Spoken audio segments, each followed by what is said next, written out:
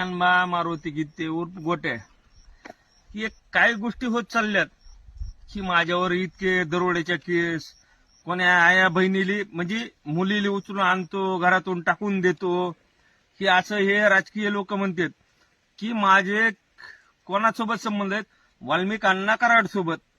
ते काही गोष्टीमुळं तिथं मी त्यांचा एक कार्यकर्ता आहे की अगर त्यांना मी कुठं हे केलेलं नाही, अगर काही संबंध नाही माझा, पण हे जितेंद्र आव्हाड, संदीप सोनवणे खासदार साहेब आणि काही ते दामण्या मॅडम, की दामण्या मॅडम तर काय म्हणतात की मी काहीतरी आपलं हे केलं, कोणातरी मुलीला घरातून उचलून येतो. अरे बाबा, माझ्यावर ते गुन्हा कुठे दाखल आहे ते दाखवा माझ्यावर. आणि पुन्हा हे जितेंद्र आव्हाड साहेब हे तर वंजाऱ्याचे आहेत. मला तर मी वंजारे असून यांची लाज वाटते मला यांची, की ते म्हणतात की मी मुखवटा चोरला कुठला तरी मंदिरचा. अरे त्याचा नंबर हे असेल, माझ्यावरती केस दाखल झालेले असेल ना, ते तुम्ही हे करा ना माझ्यावर.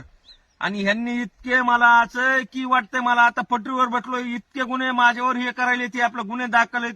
जे गुन्हे दाखल आहेत मला सजा होईल हे होईल, पण विनाकारण हे दरोडे चोरी, पुन्हा हे ह्याला खंडणीचा हे करतोय, त्याला वाल्मिक अण्णा कराड हे यांचा राईट हँड आहे.